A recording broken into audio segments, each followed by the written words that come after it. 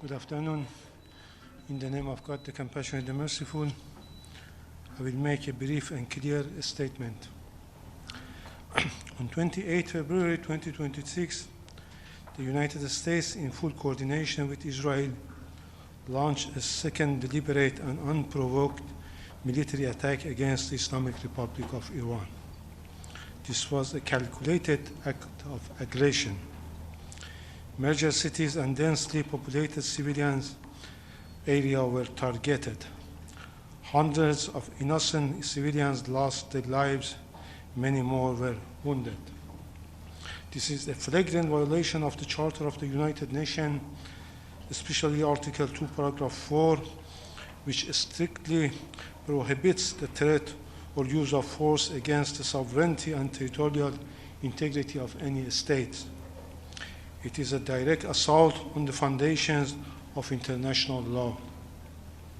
The Security Council convened an emergency meeting on Saturday. The facts were clear. The aggression was clear. The responsibility also was clear. In a reckless and unprecedented escalation, the United States and Israel deliberately targeted the supreme leader of the Islamic Republic of Iran and many high military officials. Targeting the highest official of a sovereign UN member state is an egregious breach of international law and a direct attack on sovereign equality. Such conduct endangers the entire international system. The United States and the Israeli regime are deliberately targeting civilians and civilian infrastructure. The schools, hospitals, Red Cross facilities, and residential buildings were attacked. On the first day of the aggression, the girls' school in Minab, a small town in Hormozgan province in southern Iran, was deliberately destroyed. As a result, 165 innocent school girls were martyred. I repeat it, 165 school girls martyred. Their bodies were recovered from a rubble after hours of rescue efforts.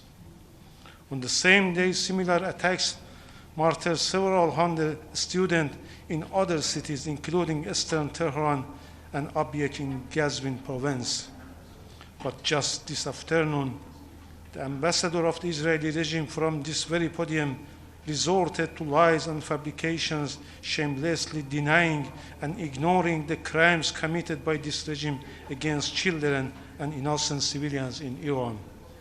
Yesterday, further strike targeted Red Crescent building, Motahari, Gandhi, and Khatam hospitals in Tehran, Abu Zaz hospitals in Ahvaz.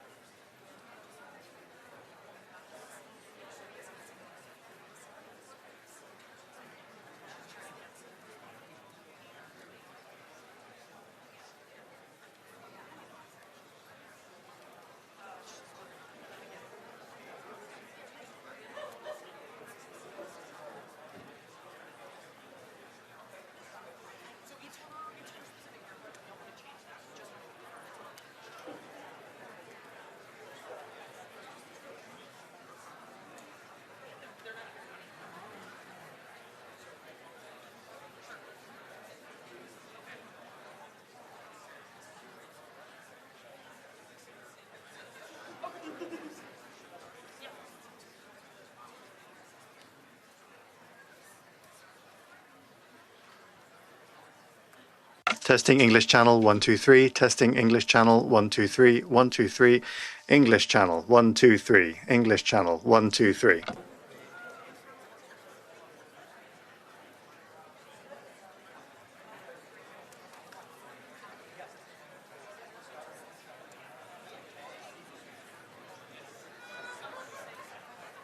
One, two, three, testing. 1, 2, 3, testing. English channel 123, testing. Good.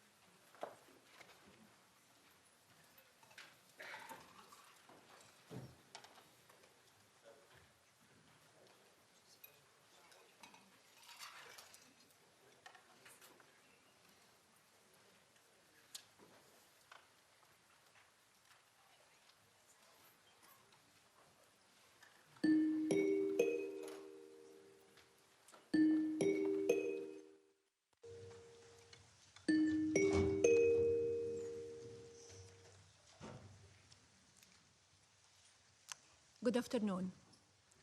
The 10,113 meeting of the Security Council is called to order. I would like to take this opportunity to pay tribute on behalf of the Council to the delegation of the United Kingdom for its service as President of the Council for the month of February. I'm sure I speak for all members of the Council in expressing deep appreciation to the entire United Kingdom team for the great diplomatic skill with which they conducted the Council's business last month. The provisional agenda for this meeting is maintenance of international peace and security, children, technology, and education in conflict. The agenda is adopted.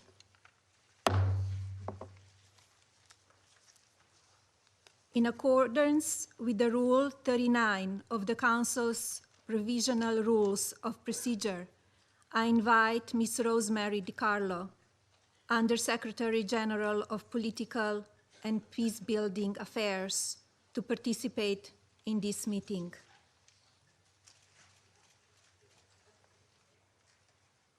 It is so decided. The Security Council will now begin its consideration of item 2 of the agenda. I now give the floor to Ms. Rosemary DiCarlo. Thank you, Madam President. On behalf of the Secretary General, I want to thank you for your leadership in organizing today's discussion. This debate comes at a moment of exceptional relevance. Today, we face the highest number of armed conflicts since the Second World War. The number of civilians killed in these conflicts is the highest in decades. Our reality is clear. When conflicts erupt, children are among those most severely affected. We have been reminded of this truth over the last 2 days. Schools in Israel, the United Arab Emirates, Qatar, Bahrain, and Oman have closed and moved to remote learning owing to the ongoing military operations in the region. And we are aware of the reports from Iran about the death of possibly dozens of children, allegedly as the result of a strike that hit an elementary school in the town of Minab. United States authorities have announced they are looking into these reports. Globally, 1 in every 5 children is living in or fleeing a conflict zone. This adds up to 473 million children. Grave violations against children, verified by the United Nations, increased by a staggering 25% from 2023 to 2024. Rape and other forms of sexual violence rose by 35%. These horrific figures should impel us to do more to protect children in conflict. I pay tribute to the First Lady of the United States for her work to give visibility to the issue of children in conflict, and particularly for her personal engagement to reunite Ukrainian children with their families. Madam President, when conflicts do not rob children of their life and physical security, they deprive them of the right to have a quality education and a future of opportunities. 234 million children in crisis and conflict situations currently need educational support. 85 million are completely out of school. In violent conflicts, schools can be one of the only safe spaces that protect children from recruitment, trafficking, and exploitation. Schools can safeguard health and hygiene, provide psychosocial support, and connect families to essential services.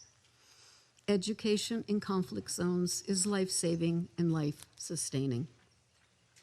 And yet schools, teachers, and education infrastructure continue to suffer violence.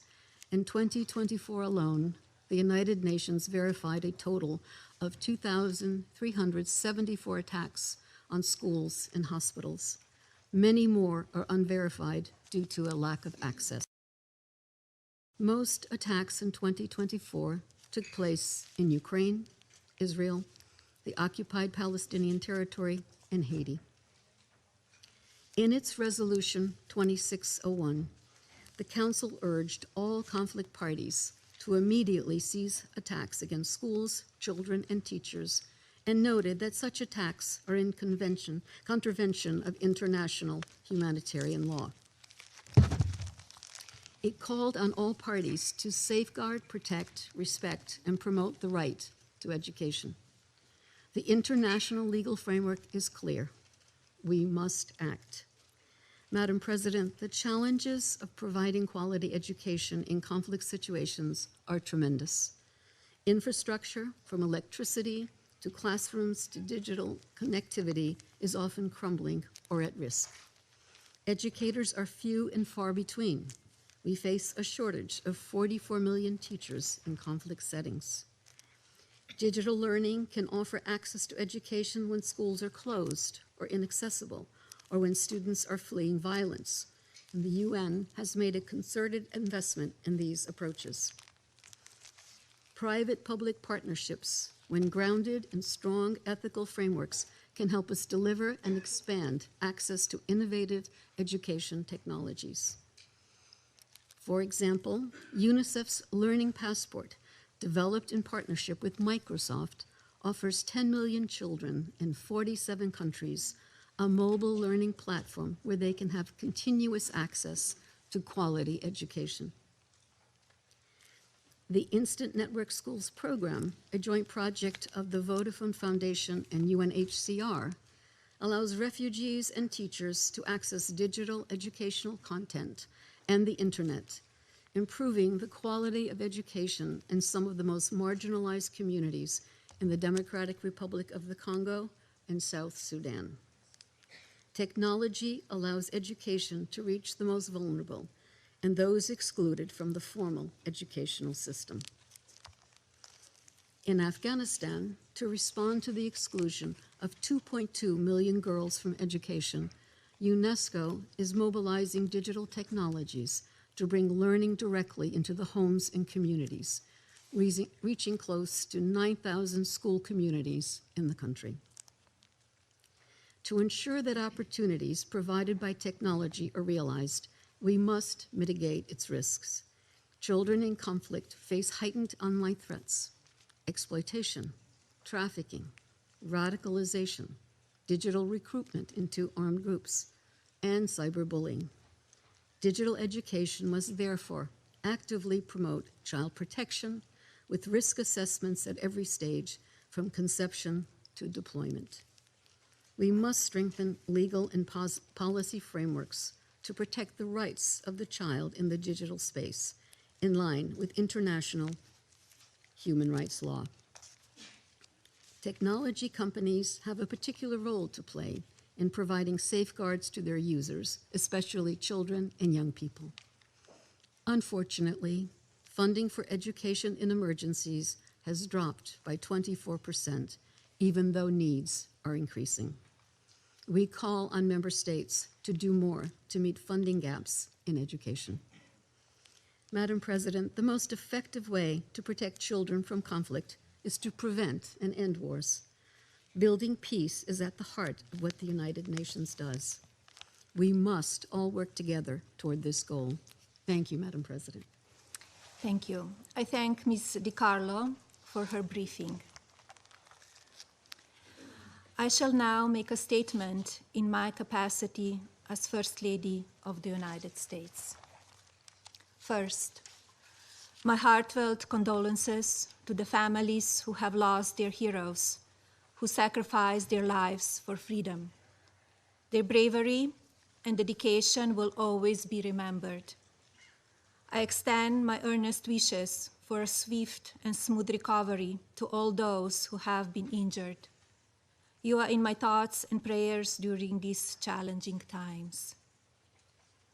The U.S. stands with all of the children throughout the world. I hope soon, peace will be yours. Ambassador Waltz, I'm grateful for the distinguished honor to preside over the United Nations Security Council as the United States assumes its presidency. Undersecretary General DiCarlo, thank you for welcoming me here today. Your generosity reflects the dignity with which you hold your post. Thank you for your warm welcome, United Kingdom, France, Russian Federation, China, Greece, the Democratic Republic of Congo, Denmark, Panama, Liberia, Somalia, Colombia, Pakistan, Bahrain, and Latvia. Collectively, your mission to maintain security while upholding the responsibility of preventing conflict during times of both war and peace is significant, must be applied evenly, and should never be carried out lightly. Peace does not need to be fragile. Enduring peace will be achieved when knowledge and understanding are fully valued within all societies. The value placed on education by nations' leaders shape the core of their country's belief system. A nation that makes learning sacred protects its books, its language, its science, and its mathematics. It protects its future. This leads to something powerful, to greater understanding, moral reasoning, and tolerance of others. Peace. Children raised in a culture rooted in intelligence develop confidence, innovate, build, compete, and maintain a deep value system. Their knowledge fosters empathy for others, transcending geography, religion, race, gender, and even local norms. They become caring people. But children raised in culture rooted in ignorance are surrounded by disorder and sometimes even conflict. These societies are filled with rigid thinkers who embrace prejudice and shun human dignity. When a nation restricts thought, it restricts its own future. Education is widely recognized as a fundamental human right, and yet today, so many children and young adults are banned from attending secondary schools and universities. The cost is not abstract. Imagine the loss of potential to our collective humanity, new medical breakthroughs, advancement in food security, groundbreaking technologies, all gone. A society that excludes vast segments of its population can realize only a fraction of its potential. Societies ruled by knowledge and wisdom are therefore more peaceful. We must cultivate a just moral imagination for the next generation, for our children, building an infrastructure of understanding. Knowledge is a power. It shapes titans of industry and inspires courageous social pioneers. We must capture this positive energy and ignite it across continents to transform our world throughout our digitally connected human race. Intellect blossoms humanity's fundamental needs: shelter, food security, clean water, and healthcare. And predictably, almost all communities will have access to knowledge within our lifetimes. The global community must facilitate complete access to technology so that every individual can reach their full potential through education. We must strive to achieve connectivity in the most remote locations and the furthest distances from our cities. This objective is entirely feasible and is already on the way. Today, roughly 6 billion individuals, about 70% of people on planet Earth, have a mobile device and use the internet. If our nations band together, we can close the technological divide, empowering all to reach their full potential. From a solitary farmer on a remote Greek island to a quiet genius in Somalia or a dreamer in uptown Manhattan, anyone can read the vast treasury of human knowledge created over centuries, which is now codified and accessible through artificial intelligence. As a single digital nation state inevitable, perhaps this idea isn't so far-fetched, since digital currency and payment system via blockchain plus AI's massive factual database is already revolutionizing media and financial markets. We are in the age of imagination, a period where technology can be free and unrestricted by land borders.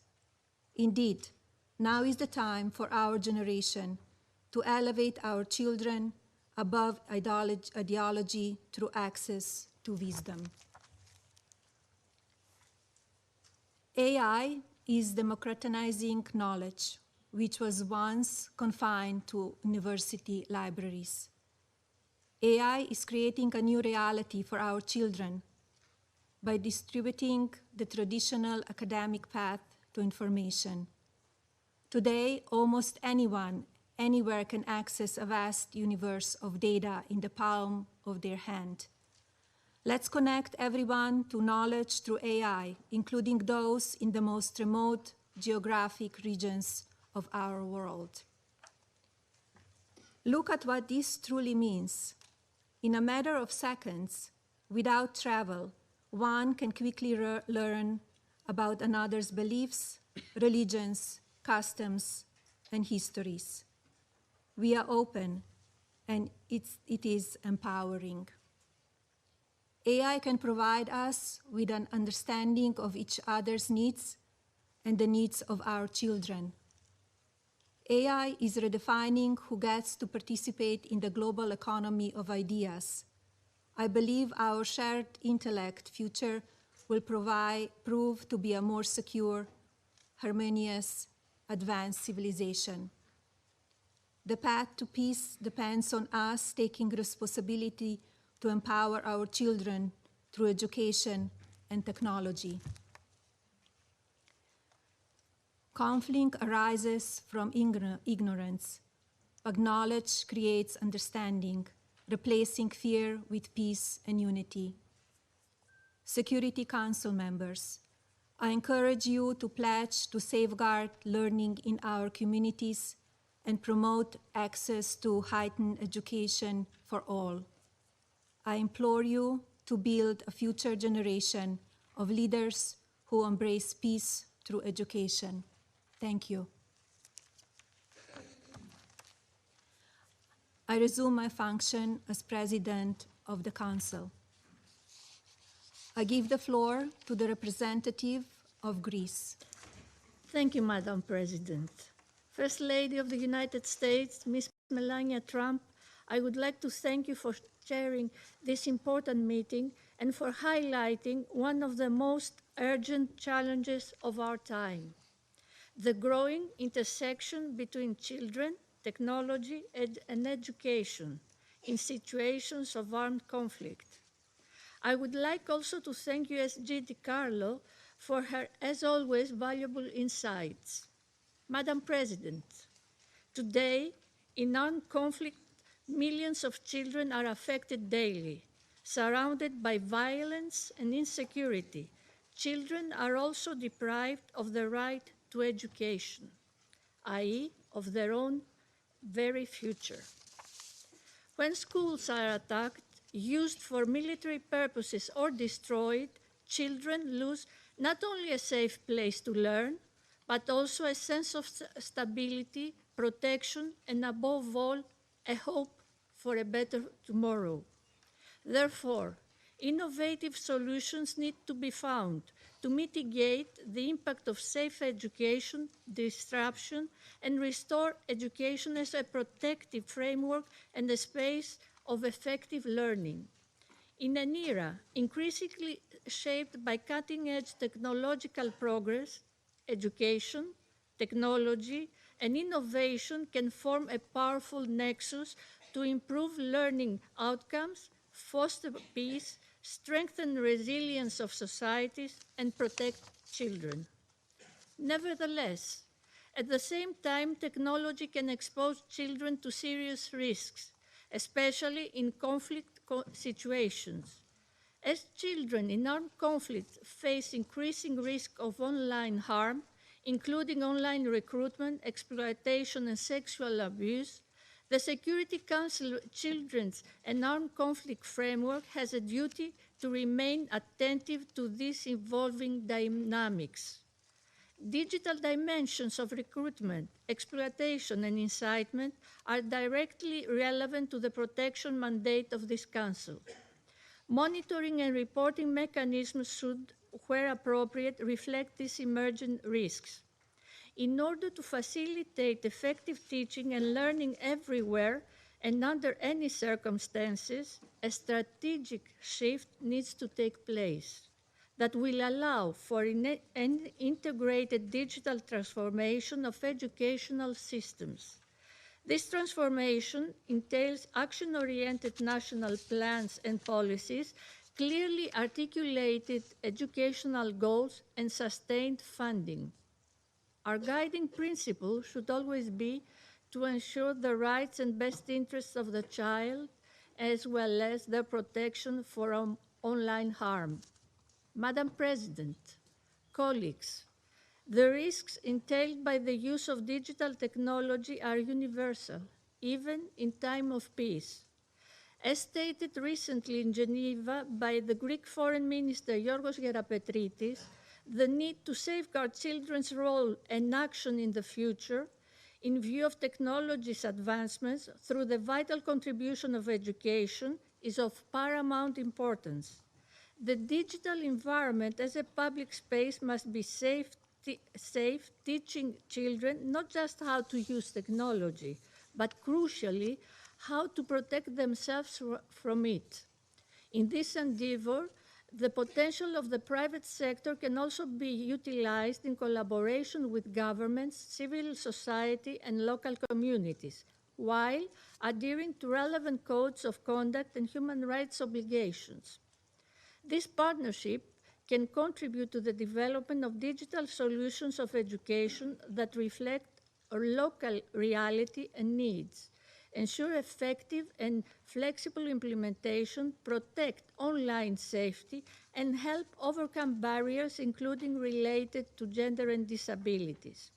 Madam President, the responsible use of technology and innovation can build bridges to safe education, dignity, and hope for children in armed conflict.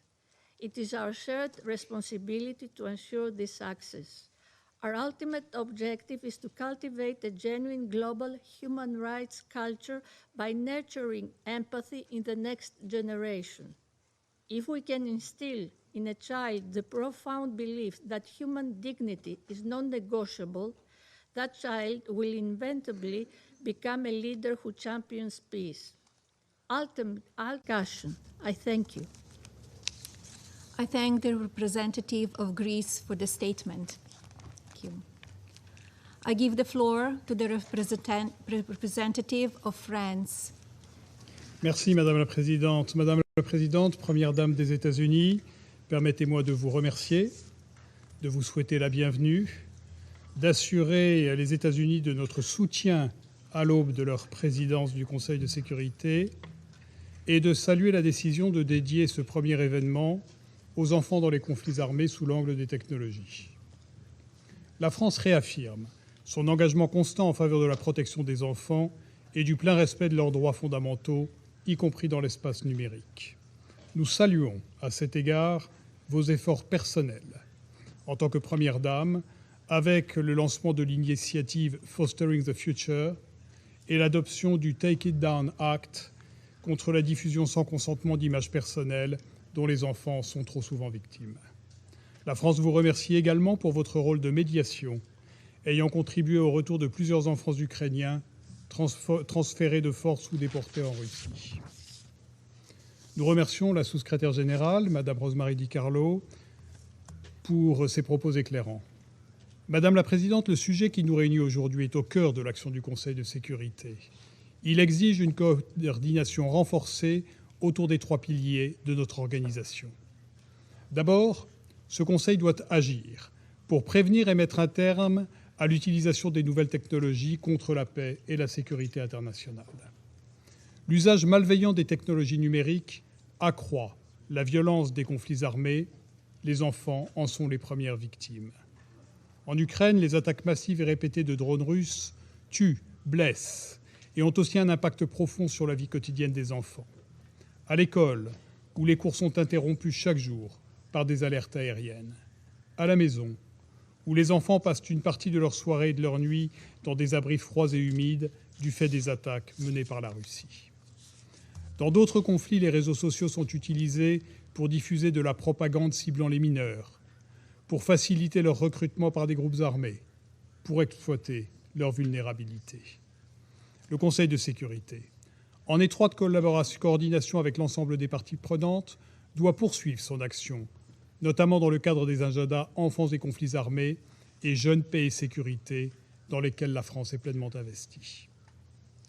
En renforçant les capacités de protection de l'enfance dans les opérations de maintien de la paix et les missions politiques spéciales, et en soutenant le mécanisme de surveillance et de communication mis en place par la résolution 1612 de 2005, le Conseil permet la collecte d'informations sur les violations graves commises contre les enfants dans les zones de conflits armés. Ce dispositif est un levier indispensable pour renforcer la prévention et lutter contre l'impunité. Il faut agir ensuite au service des droits de l'homme, second pilier de notre organisation. Il est de notre responsabilité collective de protéger nos jeunes en promouvant un espace numérique sécurisé et conforme au droit international. À cet égard, la France a été pionnière au niveau national et européen, notamment par l'adoption de la loi visant à sécuriser et réguler l'espace numérique en 2024, loi qui renforce la protection des enfants face à la pornographie en ligne. Comme un nombre croissant de partenaires, la France a décidé d'encadrer l'accès des moins de 15 ans aux réseaux sociaux pour mieux les protéger.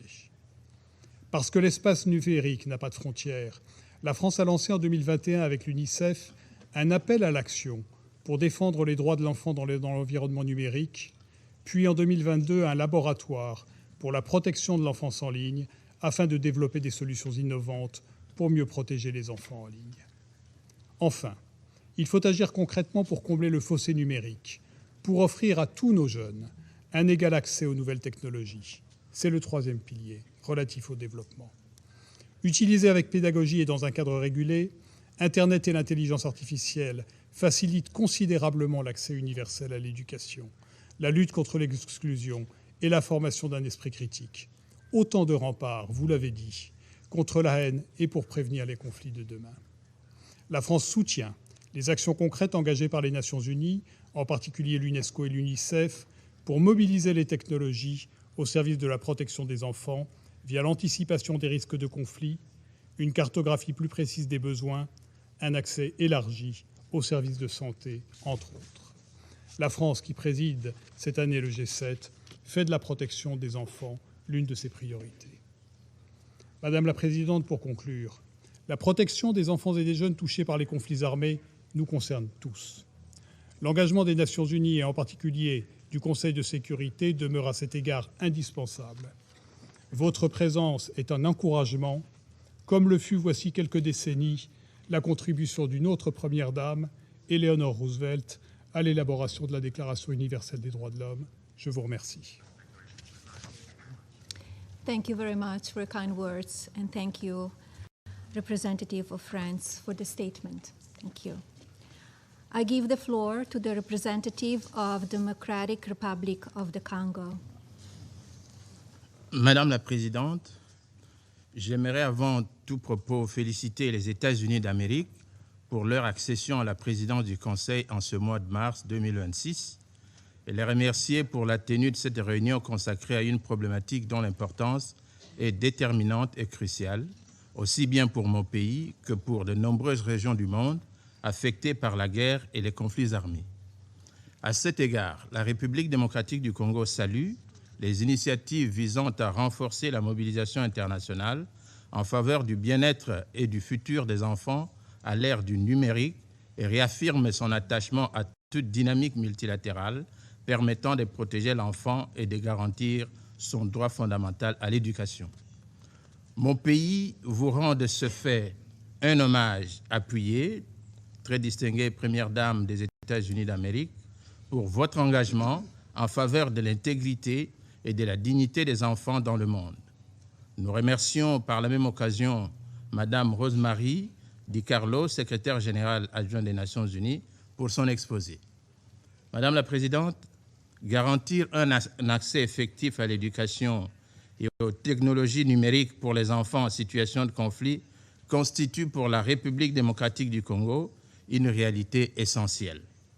Depuis plus de 3 décennies, notre pays connaît des cycles récurrents de violence et de conflits armés, particulièrement dans sa partie orientale. Cette situation prive depuis 30 ans des millions d'enfants de la jouissance d'un droit pourtant fondamental, celui d'accéder à une éducation sûre, inclusive et de qualité. À titre d'exemple, rien que dans la province du Sud Kivu, où opère impunément depuis le début de l'année 2025 le mouvement M23 et les forces de défense rwandaises RDF, en violation de nos lois nationales, de la Charte des Nations Unies, des principes élémentaires du droit international et du droit international humanitaire, l'impact du conflit sur l'éducation est alarmant. D'abord, la gratuité de l'enseignement est mise en mal, les troupes rwandaises et les rebelles du M23 ayant décidé d'imposer des frais de scolarité dans les écoles privées et publiques des territoires sous leur contrôle. Ensuite, les statistiques renseignent que sur 8 419 écoles, 1 768 écoles, dont 71 écoles maternelles, 1 022 écoles primaires et 675 écoles secondaires ne sont aujourd'hui plus fonctionnelles.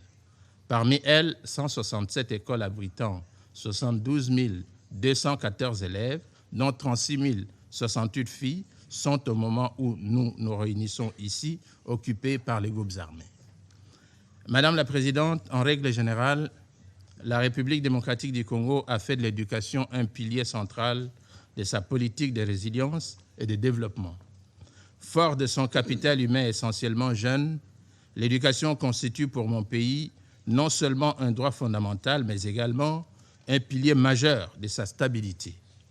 La politique de la gratuité de l'enseignement décrétée par le président de la République, son Excellence Félix-Antoine Tshisekedi Tshilombo, depuis son avènement à la magistrature suprême en 2019, répond de cette vision d'améliorer l'accès à l'éducation et aux nouvelles technologies. À cette politique s'ajoute l'adoption en 2025 de la stratégie de l'éducation et de la formation en situation d'urgence 2025-2029, visant à bâtir un système éducatif résilient, inclusif et protecteur capable de garantir la continuité de l'apprentissage avant, pendant et après les crises. Cette stratégie susmentionnée s'accompagne d'un engagement résolu de la République démocratique du Congo à réduire la fracture numérique qui affecte particulièrement les zones touchées par les conflits. Madame la Présidente, le recours au numérique s'impose aujourd'hui comme une voie essentielle pour atténuer les effets des conflits sur l'éducation. Les plateformes numériques, les outils mobiles et les solutions d'apprentissage à distance peuvent maintenir un lien pédagogique pour les enfants déplacés internes, ceux vivant dans des zones enclavées ou dans des camps de déplacés.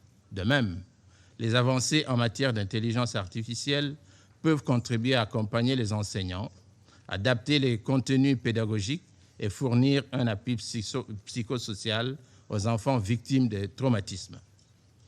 Madame la Présidente, la République démocratique du Congo est convaincue que le respect et la protection des droits de l'homme, notamment du droit des enfants, du droit international humanitaire, doivent demeurer au cœur de toutes les stratégies que nous pourrions mettre en œuvre afin d'assurer la paix et la sécurité dans le monde.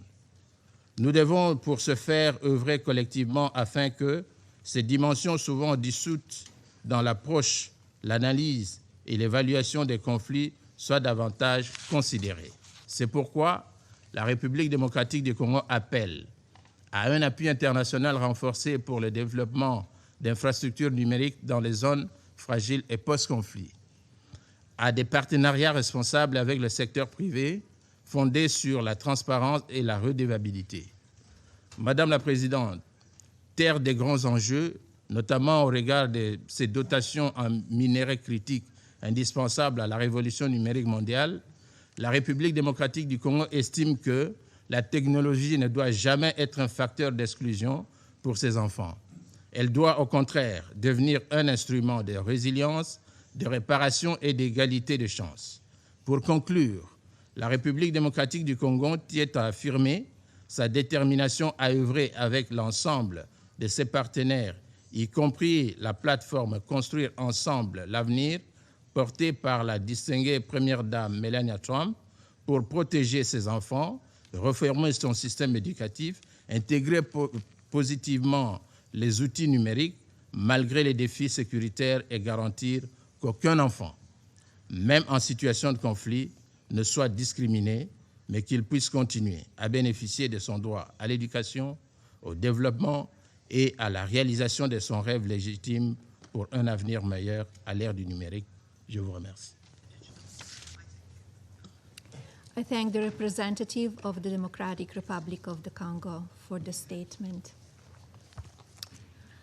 I give the floor to the representative of Denmark. Thank you, Madam President. Denmark thanks the United States for highlighting this critical topic of the first day of the presidency. And we commend the First Lady of the United States for her presence here today and for showing leadership on this issue. Let me also thank Undersecretary General Di Carlo for her sobering briefing. Madam President, as we've heard, 85 million children are out of school in crisis settings. From Sudan to the Sahel, from Afghanistan to Gaza, too often, too many school-aged children are prevented from learning. As members of this Council, we have a common responsibility to protect education in conflict. I commend the efforts by the United Nations in this regard, notably UNICEF, UNESCO, and the Office of the Special Representative of the Secretary General for Children and Armed Conflict. For example, in Ukraine, the UNHCR supports access to education from online learning for refugees to offline learning at underground schools near the front line. In Lebanon, UNICEF assists access to digital learning for Syrian refugees. And, as we've heard from the USG, in Afghanistan, UNESCO supports broadcasting of educational programs to reach learners in their homes. These are examples of innovative initiatives that make a difference for children and young people affected by conflict. But we can do even more to leverage the potential of technology for education. Madam President, I'll raise 3 points today. First, we must make even greater use of innovation and technology to support safe and protective access to education in conflict-affected situations. When conflict erupts and it becomes unsafe to go to school, digital tools can enable students to continue their education and connect with their peers. But it requires access to digital devices and often also access to the internet. Children in the poorest places in the world, which count many conflict-affected contexts, are more likely to be excluded from access to the internet. In short, eliminating the digital divide will help broadening access to education, to leave no child behind. We must keep this in mind as we seek to protect education during armed conflict in accordance with Security Council Resolution 2601. Second, Madam President, the digital space does not come risk-free. We know that it brings risks for children's safety. In context of conflict and instability, these risks can take many forms. Online platforms can be used to spread disinformation, and manipulated content could fuel polarization, instability, or lead to radicalization. Young peace builders could be targeted. Young human rights defenders may face reprisals or threats, both on and offline. Young women and girls may be targeted by technology-facilitated gender-based violence. Member states, along with tech companies, must prioritize protection in the digital space. While tech companies have great power in shaping children's digital experiences, they also have a great responsibility to protect children's rights. We support that the Office of the SRSD for Children and Armed Conflict engages with online platform operators on protection. Third, Madam President, as an international community, we must collectively ensure that parties to conflict uphold international law, including international humanitarian law and international human rights law. Parties to conflict must commit to specific, structured steps to end and prevent grave violations against children and uphold accountability. As we sat in connection with the Red Hand Day on Education to prevent the recruitment of youth of children just recently, Denmark believes that we need not just to reflect, but to recommit. Recommit to the children of Haiti, who should be able to enjoy a safe learning environment without fear of being recruited by gangs. To the children in Sudan, who are attacked, starved, and displaced. And to the children in Ukraine, who have suffered abductions and endless attacks on their schools and infrastructure during the 4 long years of Russia's full-scale invasion. Schools must be protected from attack. The international legal framework is clear in this. Madam President, in closing, around this table, we must demand that safe and inclusive education is available to all children. We must support access to quality education. Where there is access is disrupted by conflict, we should safely leverage the potential of technology, because education is not only a fundamental right, it is a foundation for sustainable peace, stability, and development. I thank you. Thank you, representative of Denmark. I give the floor to the representative of Panama. Gracias, señora Presidente. Honorable señora Melania Trump, primera dama de los Estados Unidos de América. Panamá felicita a la delegación de los Estados Unidos por asumir la presidencia del Consejo de Seguridad durante el mes de marzo, deseándole el mayor de los éxitos en esas delicadas funciones. Asimismo, agradecemos a la señora Rosemary DiCarlo por su presentación y a la delegación estadounidense por la convocatoria de este oportuno debate sobre el papel de la tecnología para garantizar el acceso a la educación de niños y niñas afectados por conflictos armados. Es esa una visión que se alinea plenamente con la agenda prioritaria de la primera dama de los Estados Unidos bajo la iniciativa de Fostering the Future Together.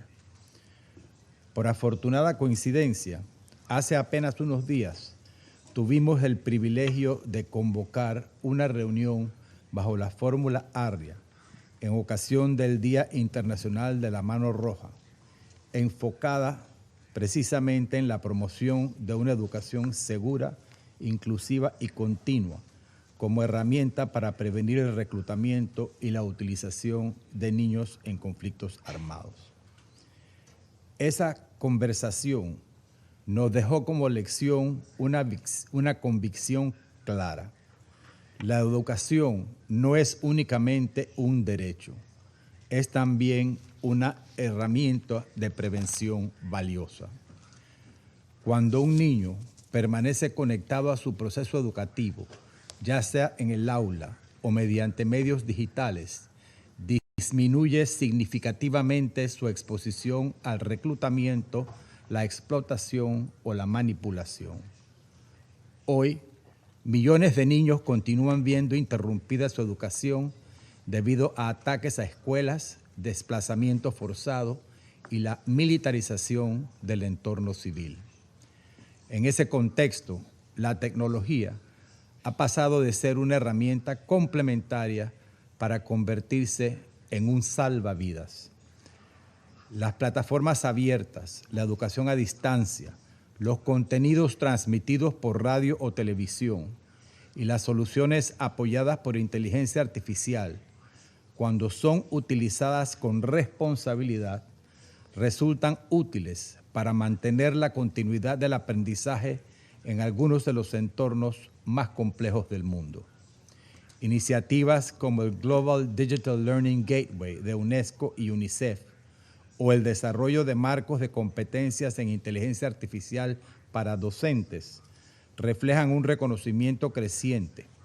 La tecnología puede ayudar a reducir brechas, pero solo si es accesible, inclusiva y ética. Las experiencias en terreno así lo confirman. En Ucrania, según datos verificados por UNICEF, el conflicto ha afectado a miles de instalaciones educativas, obligando a más de 1 millón de estudiantes a depender hoy de modalidades de aprendizajes híbridas o remotas para continuar su educación. La distribución de dispositivos digitales y la capacitación docente han demostrado que la conectividad combinada con formación adecuada puede sostener sistemas educativos incluso bajo fuego. En Afganistán, donde más de 2 millones de niñas siguen excluidas de la educación secundaria, el uso de hubs digitales comunitarios y programas educativos por radio y televisión han permitido llevar el aprendizaje al hogar, reduciendo riesgos y manteniendo redes de apoyo. En Gaza, donde gran parte del sistema educativo ha sido devastado, el lanzamiento de un campus virtual por parte de la UNESCO para la educación superior ha ofrecido a miles de estudiantes una oportunidad para continuar sus estudios desde fuera de la zona de conflicto. En los últimos días, los niños en varios países del Oriente Medio han tenido que recurrir a plataformas educativas virtuales al verse afectada su educación por los efectos de otro conflicto armado. Señora Presidencia, estas experiencias nos muestran el potencial de la tecnología como herramienta de resiliencia. Sin embargo, debemos reconocer que el espacio digital no es neutral. Las mismas plataformas que facilitan el aprendizaje pueden exponer a niños, especialmente a aquellos que ya viven situaciones de trauma, a riesgos de explotación, radicalización, desinformación y violencia en línea. Según datos de la UNESCO, 1 de cada 3 estudiantes en el mundo sufre acoso escolar, una realidad que no solo persiste, sino que puede intensificarse en entornos digitales, sustancialmente en contextos de desplazamiento y vulnerabilidad. Por ello, señora Presidenta, Panamá subraya algunos principios fundamentales. La tecnología debe complementar, pero no puede ni debe reemplazar la educación presencial. Las escuelas siguen siendo espacios esenciales para el desarrollo integral, la protección y la recuperación de la infancia. Las alianzas público-privadas son necesarias, pero deben sustentarse en marcos éticos sólidos que respeten los derechos del niño en el entorno digital. Además, debe evitarse que la innovación amplíe la brecha digital.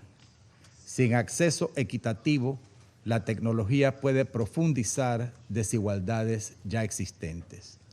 Señora Presidenta, nuestro país considera que la inteligencia artificial puede apoyar a los profesores, pero nunca sustituirlos.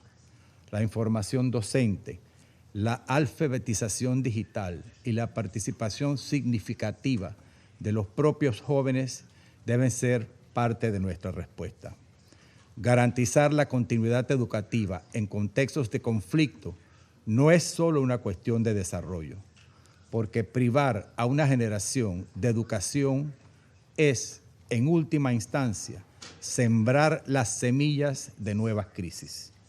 En este sentido, reafirmamos que el acceso seguro, inclusivo y equitativo a la educación, incluida su dimensión digital, es parte integral de la protección de la niñez en los conflictos armados. Muchas gracias. I thank the representative of Panama for the statement. I give the floor to the representative of Liberia.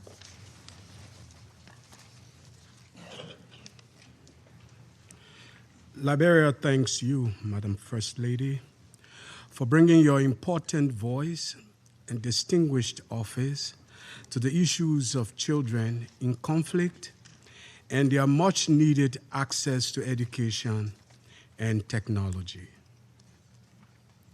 We also thank the United Kingdom for its effective stewardship of the Security Council during the month of February, and USG DiCarlo for her instructive briefing. We warmly welcome the United States as it assumes the presidency for March, and thank the United States delegation for convening this timely meeting.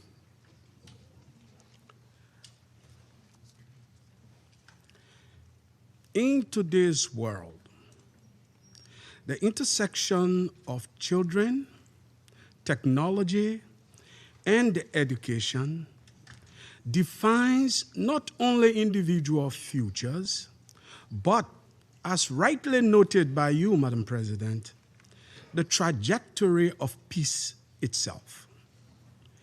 In conflict settings, when classrooms fall silent and connectivity is severed, the loss is not only educational, it is generational. Efforts that restore learning, expand safe digital access, and protect children from technological exploitation are therefore investments in stability and human dignity. Madam President, Excellencies, today Liberia will speak from a past that taught us what conflict steals and what education restores. We remember all too well what it means to be the child the world sought to protect. The classroom without a roof. The generation told to wait for peace before being allowed to learn. 14 years of civil conflict destroyed our schools, dispersed our teachers, and recruited children before they were literate. From all of these, we learned a painful truth. When education collapses during conflict, the conflict does not end. It simply mutates. This is why Liberia approaches today's discussion not as a development debate, but as a matter of international security. Around the world, more than 224 million children living in crisis settings are currently out of school, according to global education partners. Many before me have quoted even grimmer statistics. This is not just an educational emergency, therefore, it is a security emergency, a protection emergency, and a generational emergency. A child denied learning in a conflict zone is exposed not only to illiteracy, but to recruitment, manipulation, and exploitation disguised as survival. Similarly, a community deprived of education does not simply lose opportunity. It actually inherits instability. In these contexts, digital education is simply not a luxury. It is actually a stabilizer. It is prevention policy. Across West Africa, post-conflict recovery has shown us that the path from ceasefire to resilience actually runs through the classroom. Within ECOWAS, we have seen that rebuilding infrastructure alone is insufficient. Rebuilding human capital is what prevents relapses into conflict. Increasingly, this rebuilding must be digital. Africa is not waiting to be transformed by technology. We are trying to reshape technology under difficult constraints. We are developing low bandwidth platforms, solar-powered systems, and community-driven learning models precisely because our circumstances demand innovation that is efficient, resilient, and inclusive. In my home country, Liberia, when national emergencies halted schooling, community radio delivered lessons across counties, while solar-powered learning centers reached communities far beyond the grid. Children shared devices, but more importantly, they shared knowledge. Our innovations did not emerge from abundance.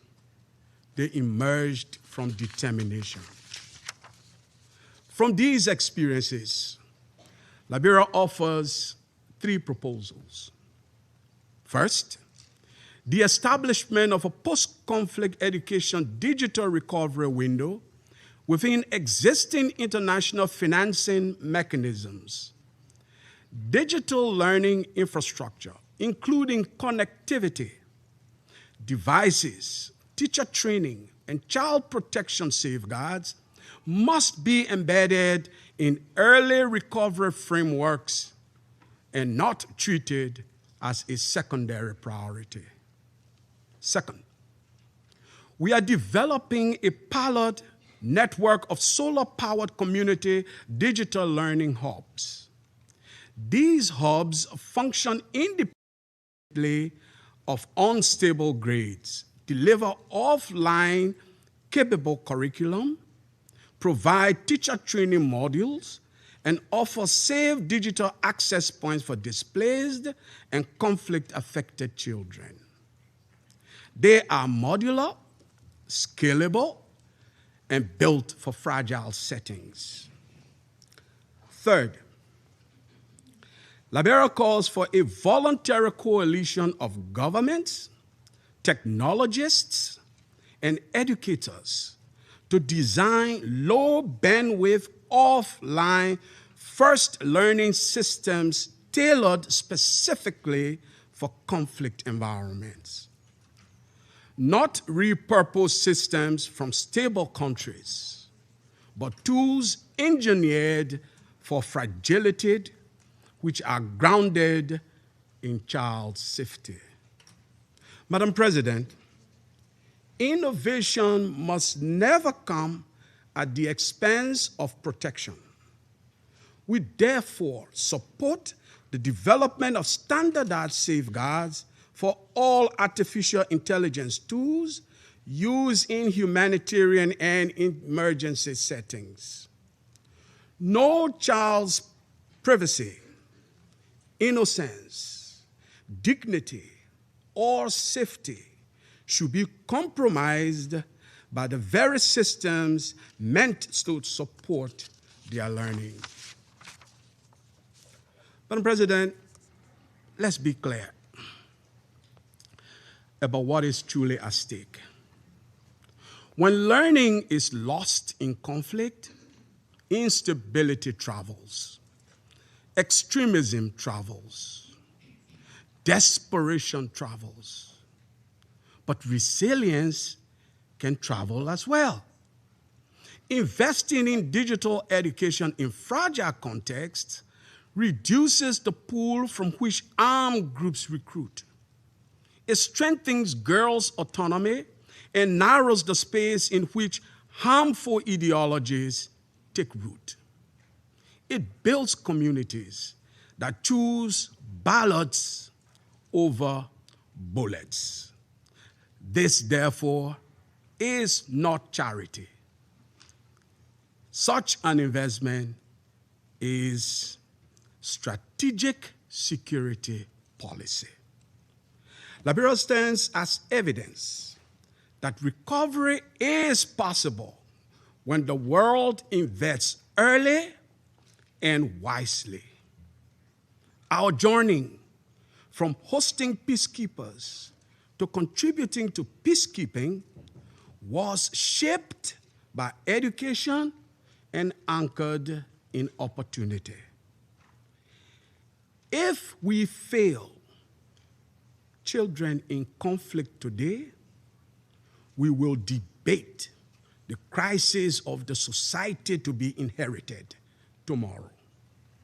But if we connect our children, if we power their classrooms with sunlight, if we equip them with safe digital tools, if we treat connectivity as protective infrastructure, we can change the trajectories of conflict and the trajectory of their lives.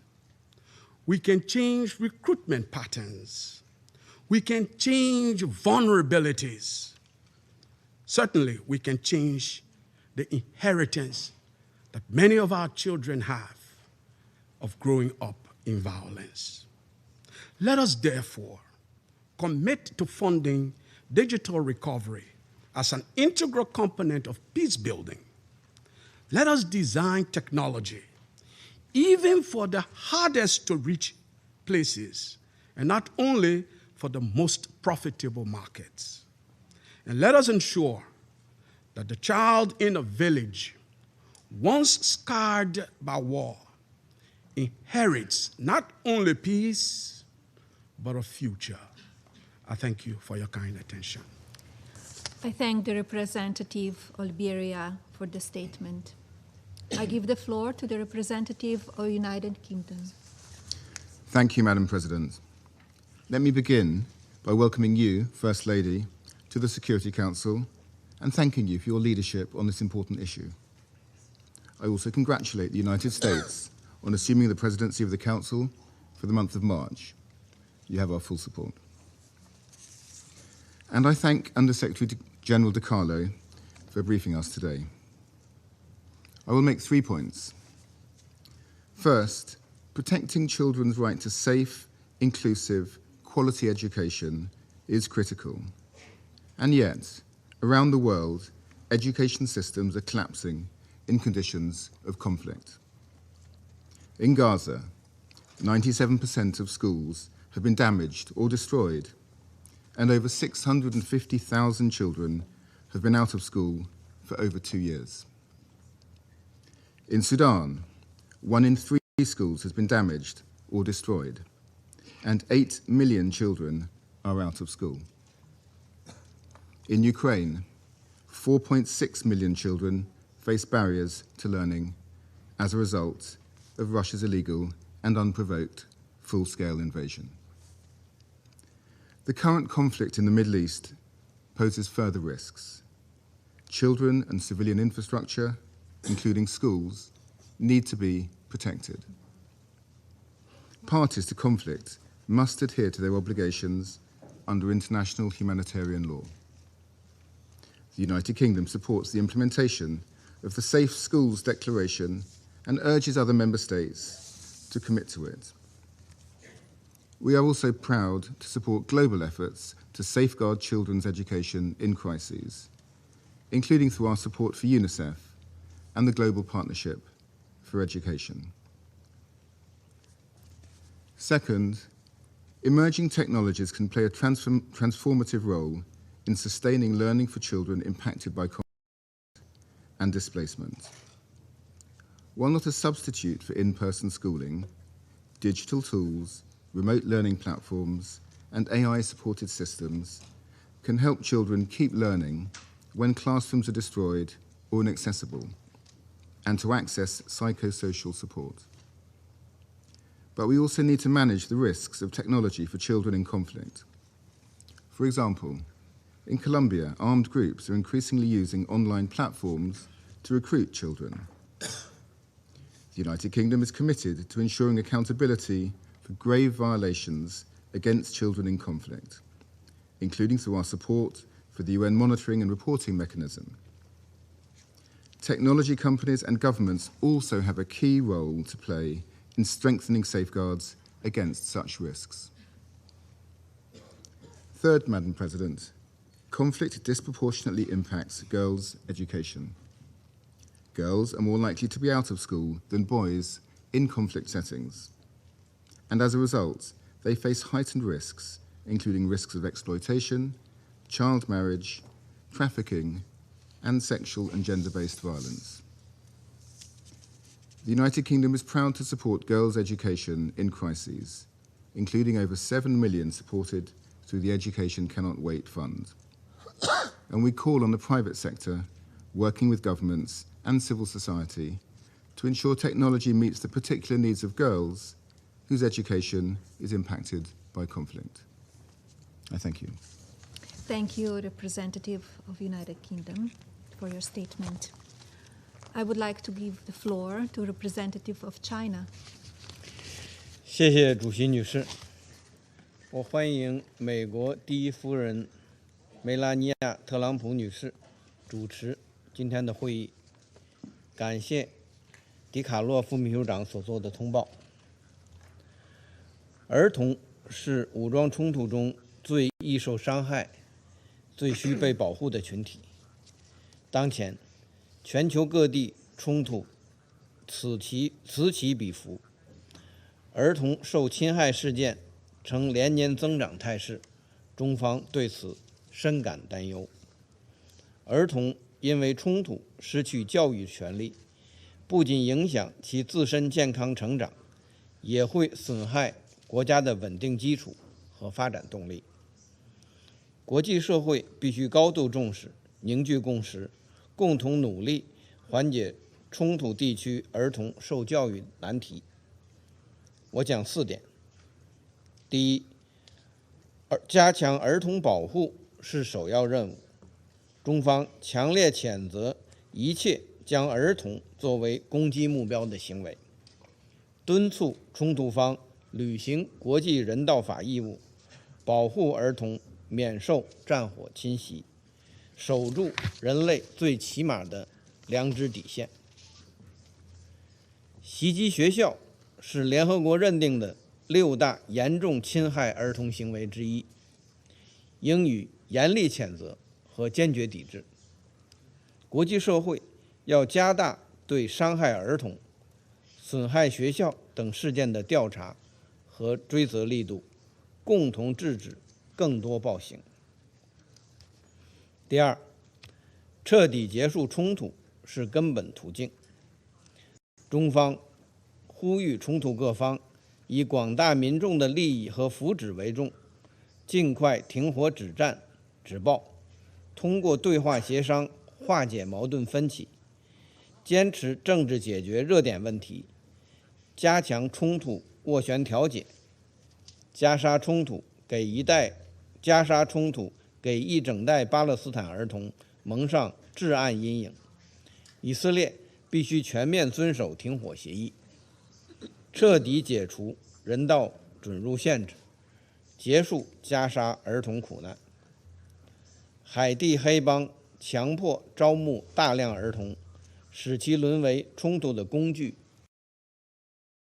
国际社会应支持海地标本兼治，应对多重危机。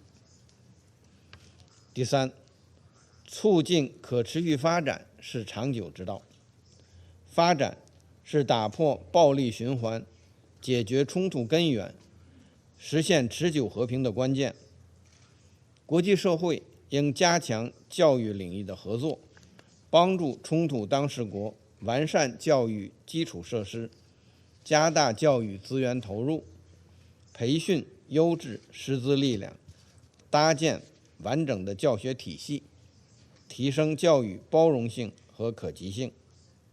中方支持联合国人道和发展机构密切协调配合，加快落实儿童和教育领域可持续发展议程，通过发展切实促进和保护儿童权利。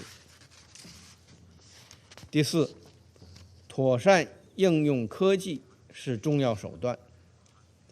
远程授课、在线平台、卫星网络、移动终端等技术手段，可以突破传统课堂的时空边界，让知识触手可及，为冲突中儿童教育提供显著赋能。同时，技术应用必须坚持以人为本、智能向善，充分尊重当事国主权和主导权，尊重当地文化传统，契合儿童身心需要。要加强交流共享，帮助当事国加强数字能力建设，弥合数字鸿沟。要确保数据安全，杜绝滥用与泄密风险。要坚持人道中立原则，避免将技术政治化、武器化。主席女士，作为世界上儿童人口数量最多的国家之一，中国高度重视人工智能等新技术在促进儿童教育、保护儿童权利方面的重要作用。实施国家教育数字化战略，将教育数字化、智能化作为未来教育发展的关键。中国秉持构建人类命运共同体理念，通过提供公共产品、开展务实合作等方式，推动新技术发展成果惠及全球儿童。我们在发展中国家修建、改建中小学校，并提供教学物资，同联合国儿基会、教科文组织等合作，在冲突和发展中国家实施数字项目，推动教育数字化转型。中国将继续同国际社会共同努力，用爱心抚平伤痛，用技术赋能教育，全力不让任何一个儿童掉队。谢谢主席。Thank you, Representative of China, for the statement. I give the floor to the representative of Somalia. Thank you, Madam President. Let me begin by thanking the United States for convening this meeting and welcome you, Madam First Lady, and commend your leadership in presiding over today's timely and important discussion. I also thank USG DiCarlo for the insights which remind us that the challenges before us are immense, but so too is the expertise and commitment and compassion around this table. We gather to confront a profound challenge, which is ensuring access to technology and education for children whose lives have been shattered by conflict. In today's world, digital opportunity can mean the difference between hope and despair. Yet for millions of children affected by war, education remains out of reach. When schools are closed or destroyed, children lose not only their chance to learn, but also the protections and connections that help them recover and thrive. In these moments, children become even more vulnerable to exploitation, trafficking, and instability. Nowhere is this more urgent than for the children of Gaza. Their resilience in the face of unimaginable loss and daily hardship inspires us all. We cannot allow them or any child living through conflict to be left behind. As we look ahead, I would like to propose the following. First, we must recognize technology as a lifeline for children in crisis. Even when disaster shuts down traditional classrooms, digital tools can keep education alive. Advances in artificial intelligence and robotics are transforming how children learn, equipping them for a fast-changing world. Yet with this promise comes responsibility. The very tools that open doors must not expose children to new dangers. We must build safeguards, educate families and teachers and remain vigilant against those who would use technology to harm. Second, we must make the protection of schools and learning spaces an absolute priority as reaffirmed by United Nations Security Council Resolution 2601. Schools must be safe havens and never be targeted. Attacks on educational facilities rob children of their right to learn and strip communities of hope and stability.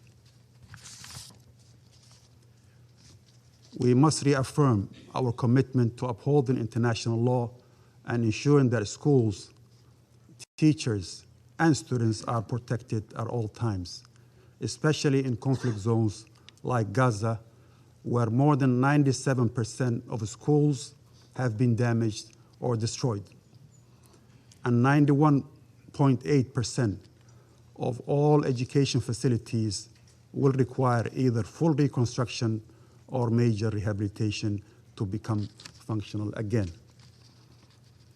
Third, we must close the digital divide with creative, context-appropriate solutions. For millions, barriers like lack of devices, electricity, or internet are real, and nowhere is this more urgent than for the developing world, in particular in our continent, Africa. By working with technology innovators, educators, and local communities, we can tailor solutions to reach even the hardest impacted children. As we strive to deliver education and opportunity amid crises, we must also address the root causes of conflict, such as inequality, marginalization, and underdevelopment. The best protection for children is to prevent conflict from erupting in the first place. Addressing the drivers of violence and instability through diplomacy, sustainable development, and respect for human rights remain our most powerful tool to safeguard children's futures. Law can uphold perpetrators to account, but itself it cannot prevent conflicts. True safety and protection of children is built on teaching the values of nurturing, care, and empathy in every society, while building communities committed to dignity, inclusion, and peace. In conclusion, Madam President, my delegation is committed to working together to make the digital era a source of hope and possibility for every child.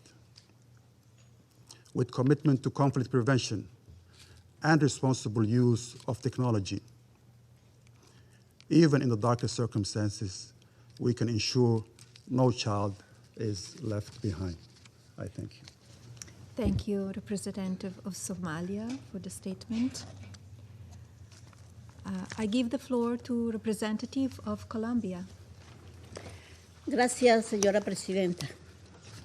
Permítame iniciar saludando especialmente a la primera dama de Estados Unidos, señora Melania Trump, y reconocer su liderazgo en la promoción de iniciativas orientadas al bienestar de la niñez, un tema de interés compartido. También agradezco a la señora Rosemary Di Carlo por su valiosa intervención. Colombia reconoce el potencial de la transformación digital para las nuevas generaciones. En situaciones de conflicto, donde las escuelas han sido destruidas, son inaccesibles o no ofrecen condiciones de seguridad. La tecnología puede contribuir a garantizar el acceso a la educación y la continuidad educativa, facilitar la prestación de servicios esenciales como apoyo psicosocial y ampliar la disponibilidad de información de calidad, especialmente en poblaciones marginalizadas y que enfrentan formas múltiples e interseccionales de discriminación. Sin embargo, el acceso por sí solo no es suficiente. Una transformación digital verdaderamente inclusiva exige cerrar brechas existentes, tanto en países como dentro de ellos. entre países y como dentro de ellos. Esto implica fortalecer la infraestructura digital y tecnológica, garantizar la conectividad y promover la transferencia, el desarrollo y la instalación de capacidades y conocimientos. En contextos como Haití o Palestina, la destrucción o limitada disponibilidad de infraestructura básica, incluida la conectividad digital, afecta también la capacidad de actores humanitarios y agencias de las Naciones Unidas para garantizar la continuidad educativa y los servicios fundamentales para la niñez afectada por el conflicto. Igualmente, importante es avanzar en la alfabetización digital, que permita a todas las personas aprovechar de manera crítica y segura las herramientas tecnológicas y convertirlas en oportunidades de aprendizaje. De lo contrario, el acceso a herramientas tecnológicas carece de un impacto real. Esto pasa también por atender factores interseccionales y estructurales que perpetúan la desigualdad, como la pobreza, la exclusión social y la persistente brecha digital de género que se profundiza en contextos de conflicto. En contextos como Afganistán, por ejemplo, las restricciones al acceso y a la participación de mujeres y niñas en espacios educativos y digitales evidencian cómo las brechas de género continúan limitando oportunidades y profundizando vulnerabilidades, especialmente cuando se cruzan con factores sociales, económicos y culturales que agravan la exclusión. Estas situaciones ponen de relieve que el acceso a la tecnología está estrechamente vinculado con la provisión de servicios esenciales, el desarrollo y la estabilidad, elementos fundamentales para la paz y la seguridad internacionales. Señora Presidenta, también debemos entender que el entorno digital se ha convertido en un nuevo espacio de vulnerabilidad para la niñez y la adolescencia. Grupos armados y redes criminales utilizan cada vez más las plataformas digitales para reclutar, manipular y explotar a menores de edad. A ellos se suman fenómenos como la diseminación de discursos de odio y desinformación que pueden exacerbar la violencia y aumentar los riesgos para la niñez, afectando de manera particular a niñas y adolescentes expuestas a violencia digital basada en género. Esto exige cooperación con el sector tecnológico, mecanismos eficaces de prevención y respuesta y un enfoque centrado en los derechos humanos. Asimismo, el avance acelerado de la inteligencia artificial plantea nuevas oportunidades, pero también riesgos que no podemos ignorar. La inteligencia artificial puede facilitar herramientas educativas innovadoras y ampliar el acceso al aprendizaje en contextos adversos. Sin embargo, si no cuenta con salvaguardias integrales y adecuadas en todas las etapas del ciclo de vida tecnológico, se pueden amplificar sesgos, vulnerar la privacidad y generar nuevas formas de manipulación o explotación.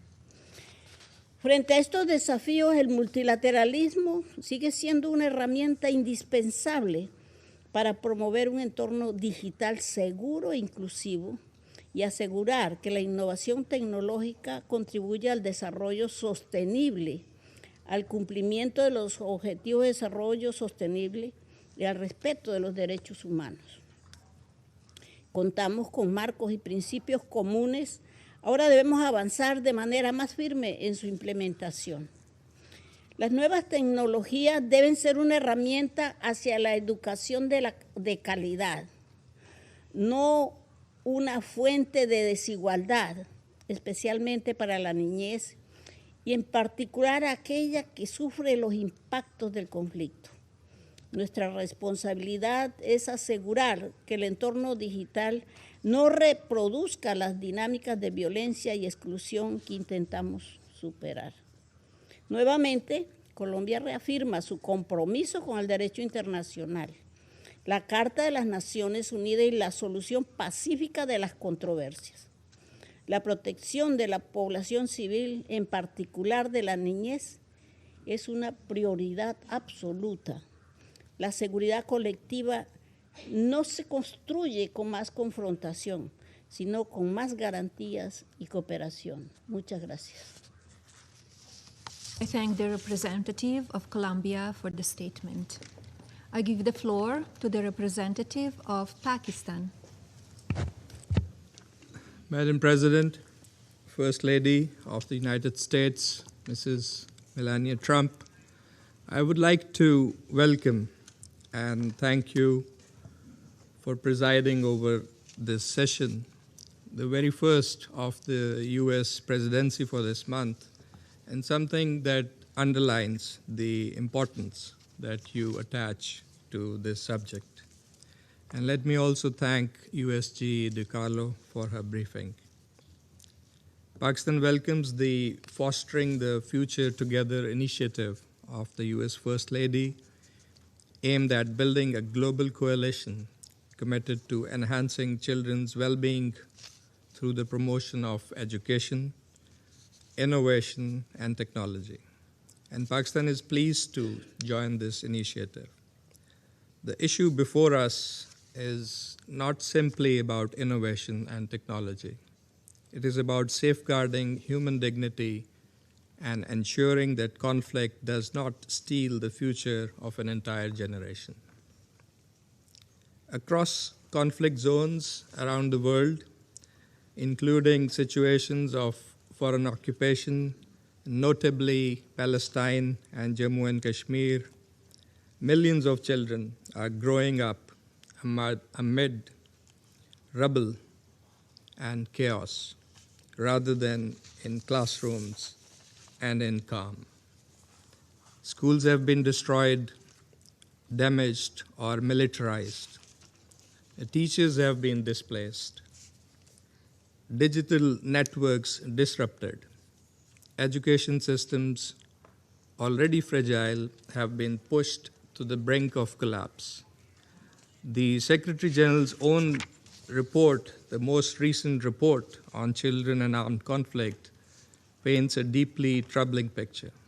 It documents alarming levels of grave violations against children, including attacks on schools and hospitals, problems of recruitment and abduction, and the denial of humanitarian access.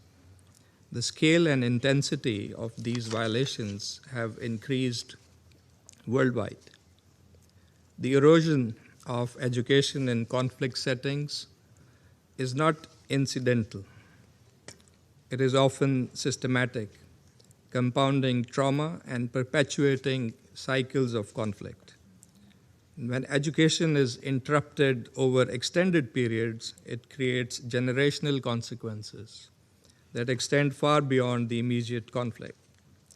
Madam President, we need to appreciate that education is not merely a service. It is a stabilizing and securing force. When denied, children become more vulnerable to exploitation, trafficking, recruitment, and radicalization. And when protected, education fosters resilience, critical thinking, and hope. And colleagues have mentioned technology. If harnessed responsibly, technology can help bridge this divide. Digital platforms and mobile learning tools can reach displaced or isolated children in conflict situations. And remote instruction can sustain continuity when physical classrooms are inaccessible. And emerging technologies, including artificial intelligence, offer opportunities for personalized learning and inclusive education. Yet, technology must be governed with vigilance, for access without safeguards poses risks. Digital environments can expose children to exploitation, disinformation and misinformation, hate speech, surveillance, and abuse. Madam President, we believe that our collective response should rest on three clear commitments. First, close the digital divide in conflict-affected settings through investment in resilient infrastructure, affordable connectivity, and provision of devices, prioritizing girls and children with disabilities. Second, integrate child protection by design in all digital education initiatives, ensuring robust data protection standards, cybersecurity safeguards, and accountability for online harm.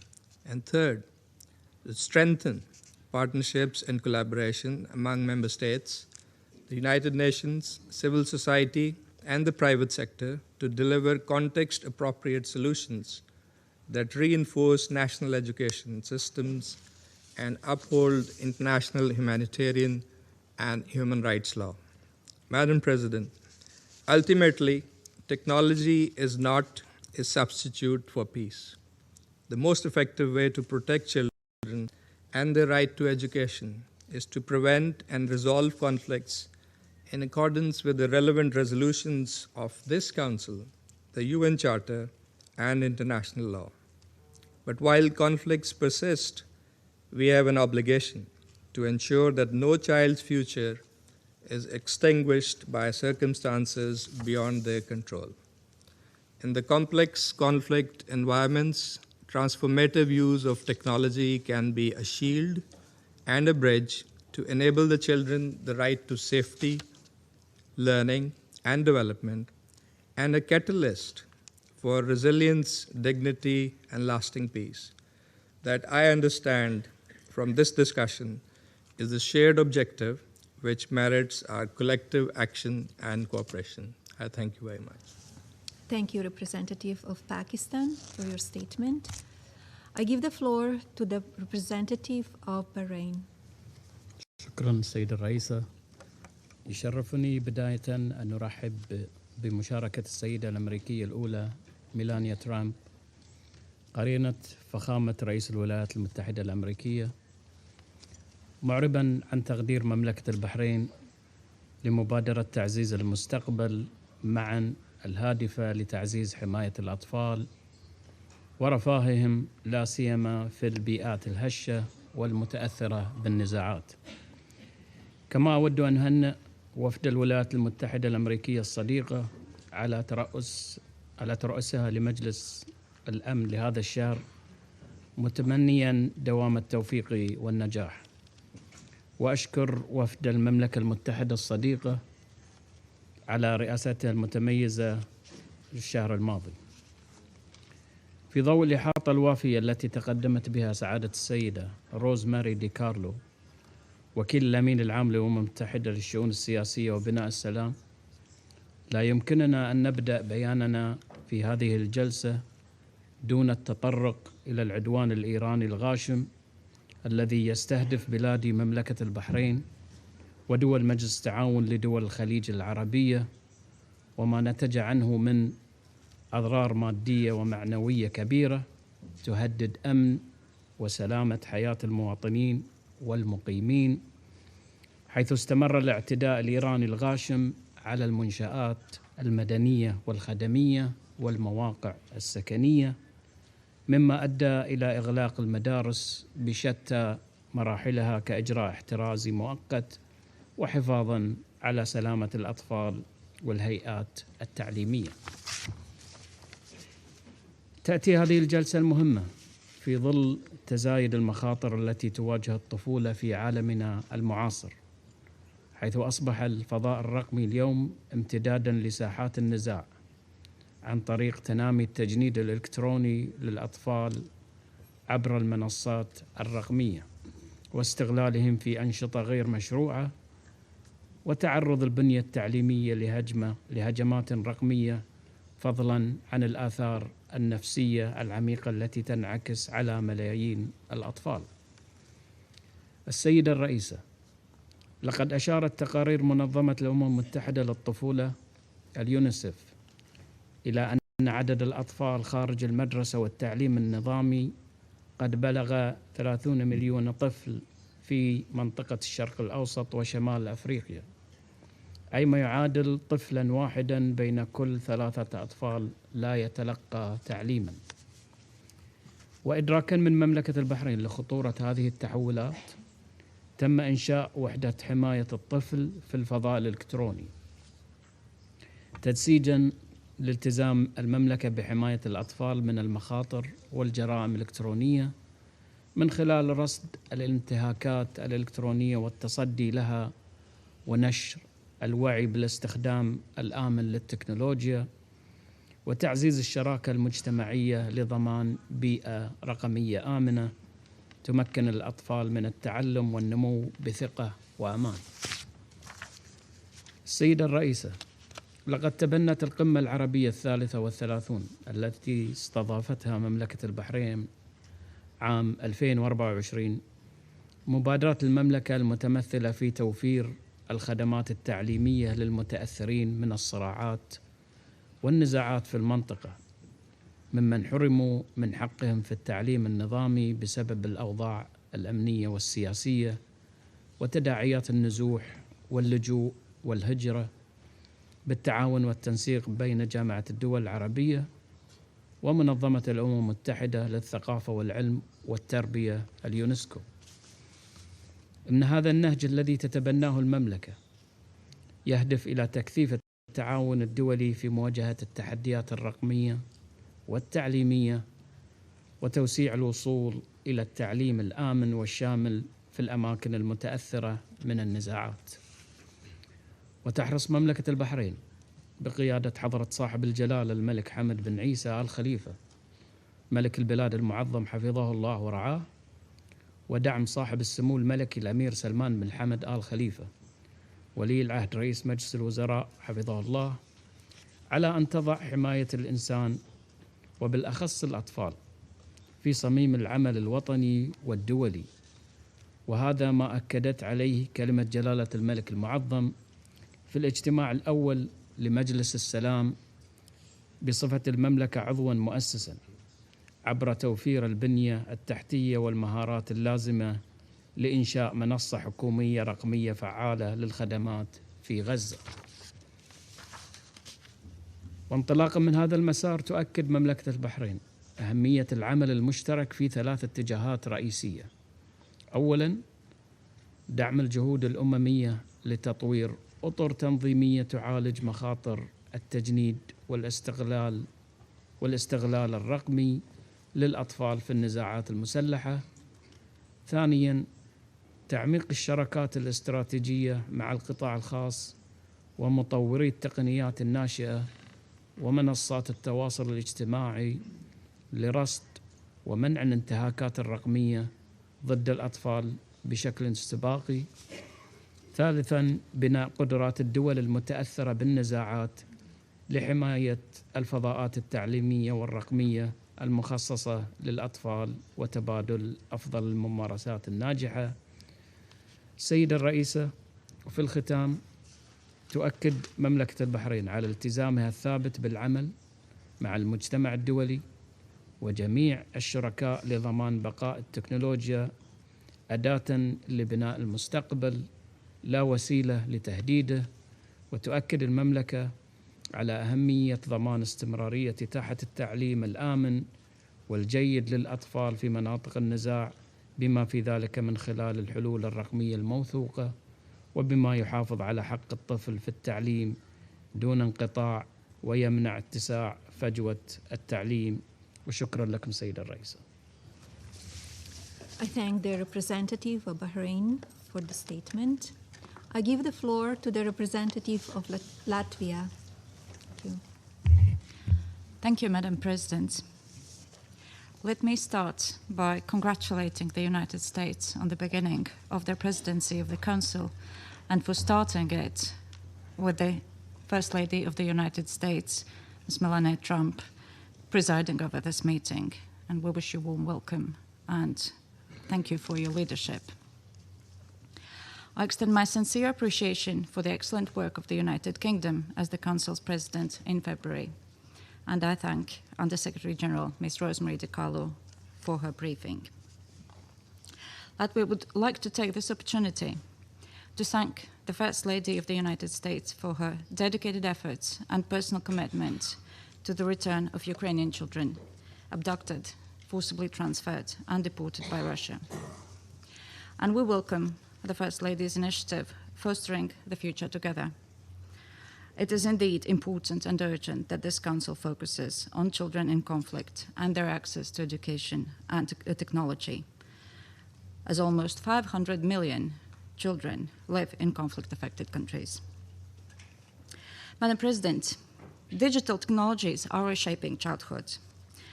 They offer children new ways to learn and stay connected. But for millions of children in conflict across continents, access to education or even basic connectivity is scarce and completely out of reach. These are children whose lives have been upended by war and conflict, displaced, forced to flee, living in constant fear, facing danger and violence every day and no schools to go to, like in Sudan, in the Middle East, in Haiti.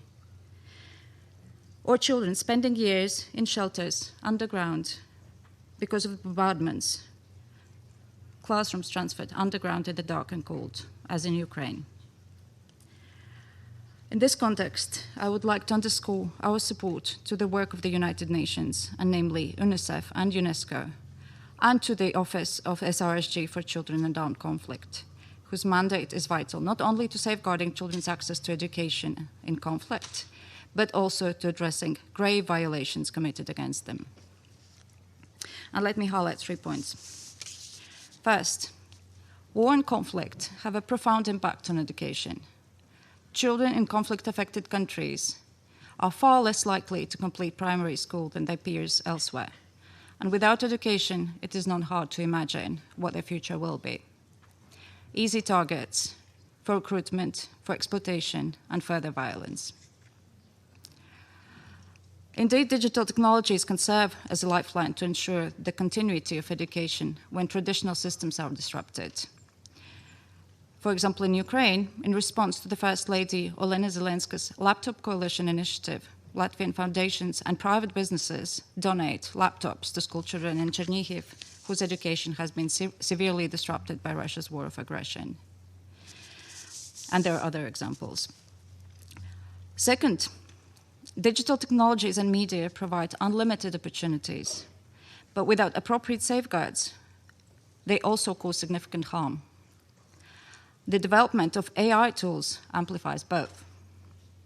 Children are increasingly exposed to harmful content, data and privacy risks, online grooming, manipulation, recruitment. Strengthening the education curriculum and expanding capacity building, including on information and media literacy, is a crucial part of the response. Through development cooperation, Latvia supports STEM education and digital skills, especially for girls and young women in various countries. And education alone is not sufficient to address harm in the digital environment. Protecting children requires a collective effort.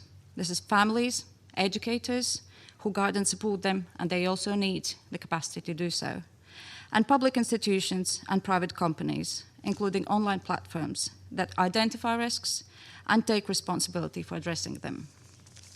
Third, digital tools alone cannot replace meaningful human interaction, and education is no exception.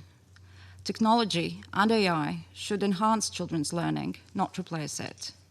And as our experience during COVID pandemic demonstrated, online-based learning is not a substitute for in-person learning. The lack of engagement with teachers and peers leaves a negative impact on children's social and emotional development. Digital tools should support teachers, not sideline them. Madam President, our responsibility is clear: to ensure that all children, especially those in conflict zones, are safe, have access to education, and can benefit from digital opportunities, while also remaining shielded from their harms. For children whose schools have been destroyed or whose access to learning has been violently disrupted, Protecting the right to education means finding reliable ways to keep learning alive and to build peace. And achieving this demands responsible action from all of us. And I thank you. I thank the representative of Latvia for their statement. I give floor to the representative of Russian Federation. Госпожа председатель, прежде всего благодарим Соединенное Королевство за их председательство в феврале и желаем успехов американскому председательству в марте. Мадам Первая Леди, мы приветствуем ваше личное участие в сегодняшнем заседании, признательны за созыв мероприятия по важной теме «Дети, технологии и образование в условиях конфликта». Доступ детей к образованию – это одно из основных прав, закрепленных во Всеобщей декларации прав человека и Конвенции о правах ребенка. Более того, это императив для человечества, если оно стремится идти по пути прогресса. Образование – это то, что должно сделать маленького человека наследником бесчисленных научных, духовных, моральных и нравственных богатств, накопленных всем человечеством. Это не сумма знаний, которая в наше время доступна онлайн и подвластна искусственному интеллекту. Образование должно развивать в человеке нравственные чувства и способность творить, то есть получать то главное, что отличает его от животного мира и от все более способных роботов. Вооруженный конфликт – это враг образования во всех смыслах. Дети, помимо своей воли, оказываются отрезанными от школ, от учителей, от своих сверстников, попадают в ситуацию изоляции и постоянного стресса. Нельзя не вспомнить и о том, что есть войны, которые ведутся в том числе для того, чтобы лишить детей доступа к образованию. Наша страна знает об этом не понаслышке. Так Гитлер говорил, цитирую: «По вопросу обращения с русскими принципиальная линия для нас абсолютно ясна. Этому народу не надо давать культуру. Вполне достаточно, чтобы дети в школах запомнили дорожные знаки, выучили таблицу умножения, научились записывать свое имя». Конец цитаты. Именно поэтому наша страна никогда не забудет ужасы нацизма, не позволит ему возродиться и лишить мир русской культуры и культуры вообще. Господа председатель, сегодня мы должны принимать все меры к тому, чтобы в ходе вооруженных конфликтов обучение детей было гарантировано, насколько это возможно. Отсутствие доступа к образованию подвергает детей еще большему риску насилия и вербовки в ряды вооруженных группировок. Технологии и инновации имеют серьезный потенциал как инструмент улучшения положения детей в вооруженном конфликте. В условиях закрытия образовательных учреждений из-за боевых действий востребованы технологии дистанционного обучения, хотя они и не могут служить заменой полноценному образовательному процессу. При этом важно помнить о том, что в затронутых конфликтами развивающихся странах зачастую отсутствует необходимая инфраструктура и возможности для ее создания, а охват населения цифровыми технологиями может быть крайне низким. Поэтому необходимо оказывать им содействие в преодолении цифрового разрыва. Нельзя забывать и о том, что онлайн-среда – это место распространения экстремистской идеологии. Дети без образования – легкая добыча для экстремистов и террористов. Если мы не найдем возможность дать достойное специализированное онлайн-образование детям, они могут получить так называемое обучение из других гораздо более опасных источников. Интернет – это и место распространения материалов со сценами сексуального насилия над детьми и их сексуальной эксплуатации. В борьбе с этими уродливыми явлениями посвящен ряд положений Конвенции ООН по борьбе с информпреступностью, первого в истории универсального договора в данной сфере, разработан по инициативе России. Злоумышленники используют новые технологии, включая искусственный интеллект, и для организации дезинформационных кампаний и проведения компьютерных атак, от которых страдают, среди прочего, национальная система образования и учащиеся общеобразовательных учреждений.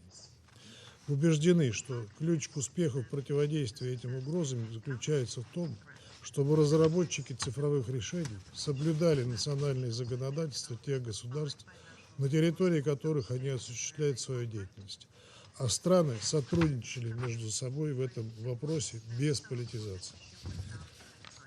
Госпожа председатель, несмотря на возможности, предоставляемые технологиями, ничто не может заменить живого общения с педагогом, а также в детском коллективе.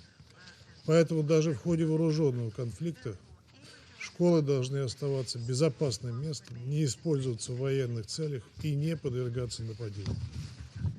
Госпожа председатель, нельзя не отметить, что порой защита детей в вооруженном конфликте является инструментом политических манипуляций, когда недопустимым образом ярлыки нарушителей навешиваются на одних, а преступления других замалчиваются. Так, очень многие, немногие знают о том, а точнее не хотят знать, что только за последнюю неделю российские школы стали предметом целенаправленного нападения со стороны вооруженных сил Украины. 5 раз. О том, что в Белгородской области в прошлом году дети были вынуждены учиться в удаленном формате, что для российских школьников из целого ряда регионов обязательными стали отработки навыков безопасного поведения в случае артобстрела, атаки БПЛА, захвата заложников, эвакуации и оказания первой помощи. Не помнит и о том, что дети Донбасса выросли под обстрелом ВСУ с 2014 года и стали взрослыми, а сотни детей погибли и были покалечены. Россия не наносит целенаправленных ударов по образовательным учреждениям и последовательно выступает за обеспечение всеобъемлющей защиты несовершеннолетних и уважения гражданского характера образовательной инфраструктуры. Вооруженные силы России при проведении СВО строго придерживаются норм МГП. Вне зависимости от развязанной против России дезинформационной, лживой и отвратительной кампании о якобы 20 тысячах похищенных украинских детях, хотя никто этого так и не доказал, мы ведем работу по воссоединению несовершеннолетних с их семьями, потерявшими связь в результате конфликта. В этом процессе нам помогают Катар, Международный комитет Красного Креста и Ватикан. Госпожа председатель, мы высоко ценим ваши личные усилия по данной проблематике в контексте ситуации вокруг Украины. Продолжаем поддерживать конструктивное взаимодействие по линии нашего детского омбудсмена и рассчитываем на дальнейшее сотрудничество в этой сфере. Благодарю вас. I thank the representative of the Russian Federation for the statement. There are no more names inscribed on the list of speakers. The meeting is adjourned.